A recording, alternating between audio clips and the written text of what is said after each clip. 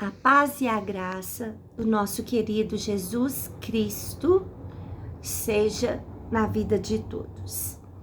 O nosso estudo hoje, para alimentar um alimento que vem dos céus, que é a palavra de Deus, para nos fortalecer, está na carta de Tiago, hoje no capítulo 3, Tiago que vem trazendo pérolas de sabedoria para as nossas vidas de uma forma muito clara, de uma forma muito explícita.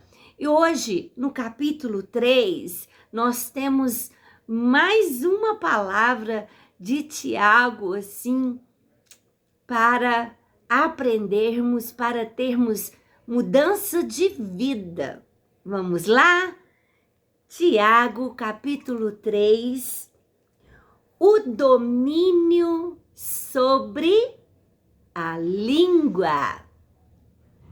Veja bem, língua, aqui na Bíblia, é sem dúvida uma palavra figurativa. Não é da língua que nós utilizamos para degustar, né?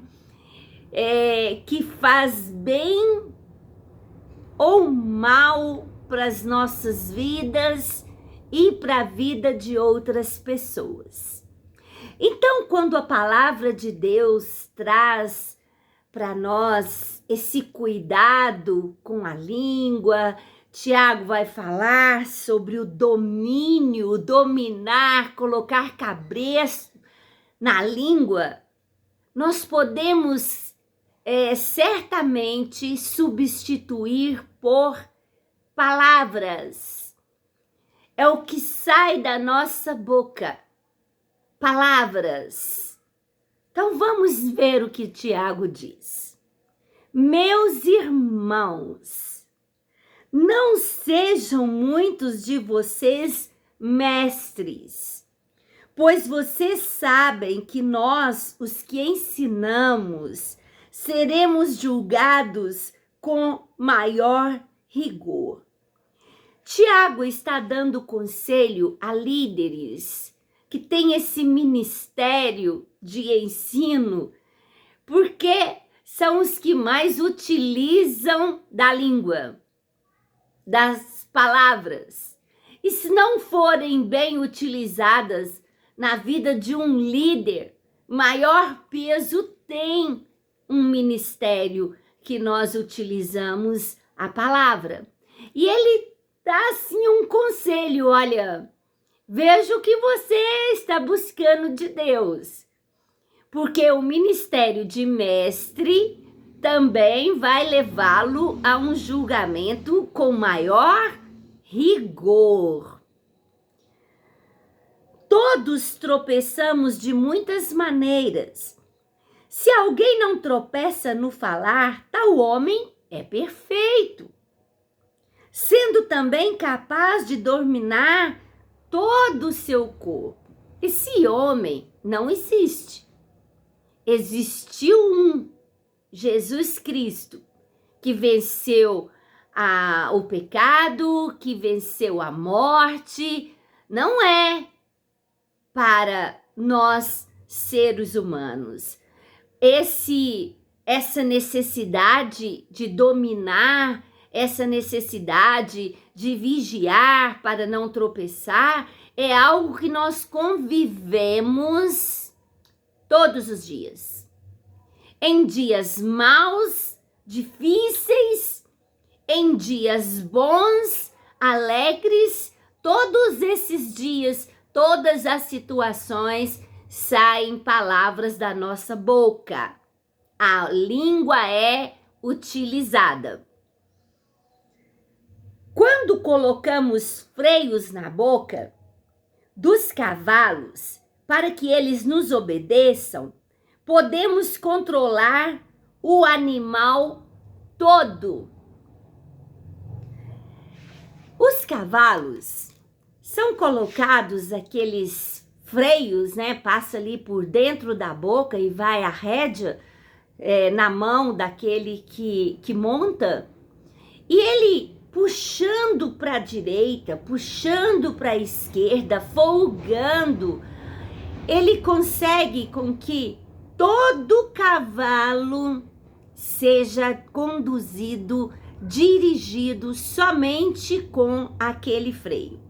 Veja bem, tem hora que nós literalmente precisamos pedir a Deus: Deus, coloque freio na minha boca para que eu possa ser conduzido por inteiro pelo Senhor. Uns têm mais necessidade ainda porque o seu domínio está muito longe. Outros estão aí lutando, né, contra o poder da língua. E ele continua: tomem também como exemplo os navios. Embora sejam tão grandes e impelidos por fortes ventos, são dirigidos por um leme muito pequeno, conforme a vontade do piloto. Então, Tiago, para mostrar o quanto a língua precisa de ser conduzida, vigiada, ele cita o exemplo do freio na boca do cavalo.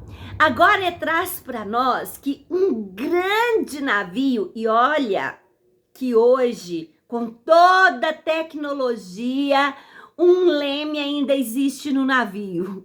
Pode ser ele de uma forma mais tecnológica, mas existe um leme no navio.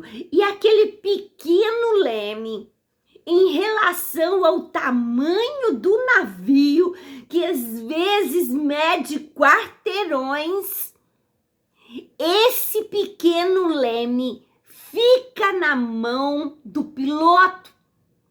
Onde ele quiser conduzir, seja em meio a temporais, a grandes ondas, onde ele quiser conduzir, ele o faz pelo leme.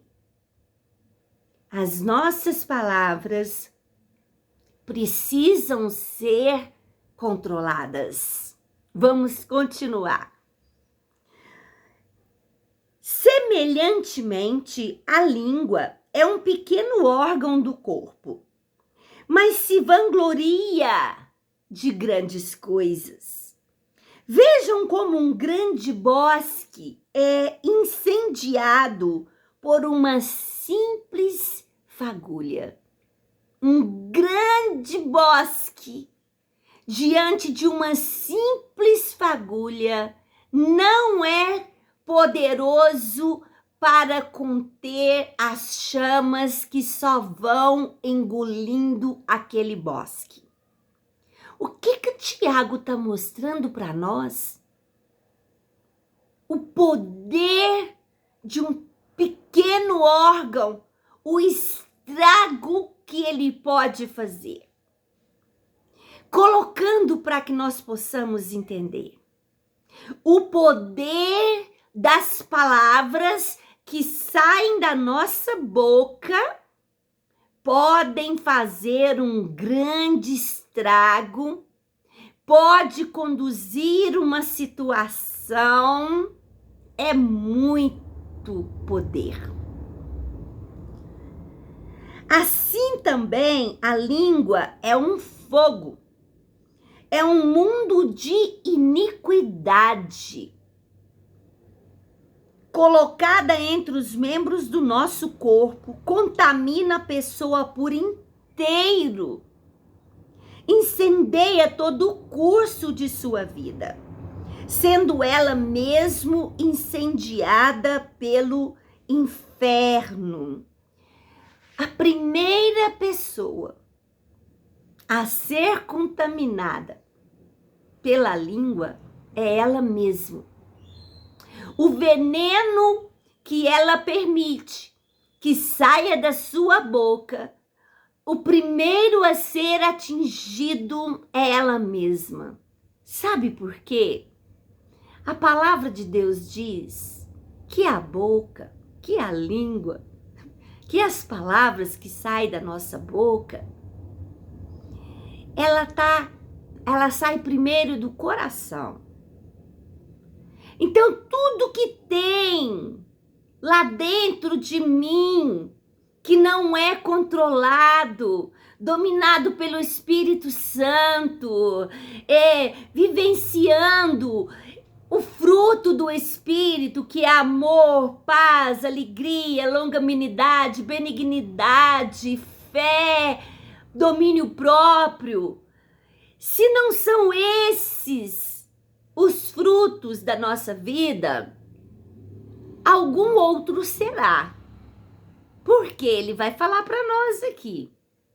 Mas Tiago está dizendo que a língua pode ser uma fonte de iniquidade, de maldade, e que ela vai fazer mal primeiro para nós por causa disso. A minha boca fala o que está cheio, o meu coração. Se o meu coração tiver raiz de amargura, misericórdia. Eu sou um veneno ambulante que faz mal para mim, que não permite que eu cresça espiritualmente, que eu me aproxime mais de Deus, que eu seja bênção na minha própria vida para depois ser bênção na vida de outras pessoas. Olha quantos motivos nós estamos tendo para que haja um controle da nossa língua, das nossas palavras. Toda espécie de animais, aves, répteis e criaturas do mar doma-se e tem sido domada pela espécie humana. A língua, porém, ninguém consegue domar. É um mal incontrolável, cheio de veneno mortífero. Com a língua, nós bendizemos o Senhor e Pai. E com essa mesma língua, nós amaldiçoamos os homens feitos à semelhança de Deus. Da mesma boca procedem bênçãos e maldições. Meus irmãos, não pode ser assim. Irmãos, filhos de Deus, cristãos, parecidos com Cristo, não pode ser assim. Um certo momento eu abençoo, eu louvo a Deus, e num determinado momento as coisas não estão assim muito favoráveis, ou não tem havido um domínio sobre os sentimentos, a falta de perdão, a amargura. Aí as palavras vão amaldiçoar as pessoas. E Tiago está dizendo: misericórdia. Não pode ser dessa forma. Não pode ser assim. Acaso pode sair de uma mesma fonte água amarga ou doce? Não pode. Ou a água é amarga, é salina, ou a água é doce, tem ausência de sal.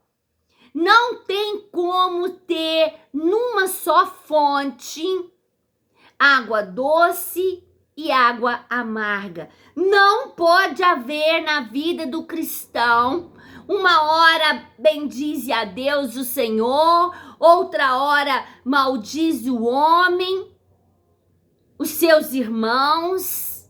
Não pode, diz Tiago, diz o Espírito Santo.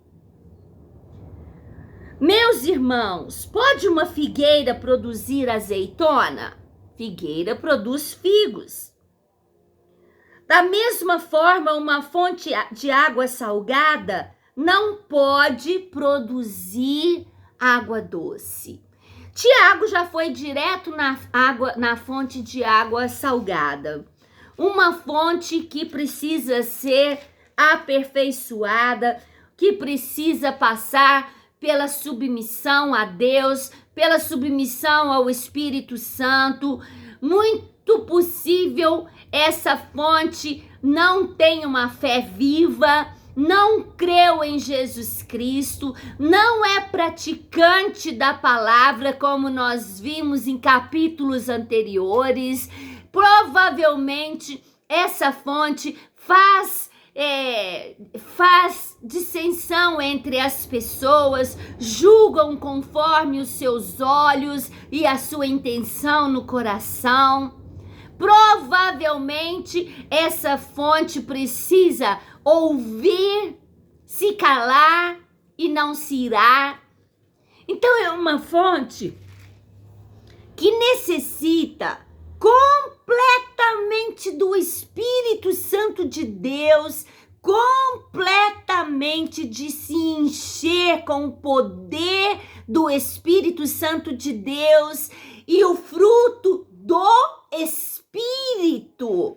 na nossa vida e se desenvolvendo e crescendo e amadurecendo, porque aí nós seremos apaziguadores. Conforme o Sermão da Montanha, Jesus nos chama a ser apaziguadores. Aqueles que chegam num determinado ambiente e ele leva paz, mesmo que ali haja intrigas, mesmo que ali haja brigas, ele leva paz. Ele leva o próprio Deus morando dentro de si. Então, nós não podemos somente não perder a cabeça com os nossos problemas, mas nós temos o poder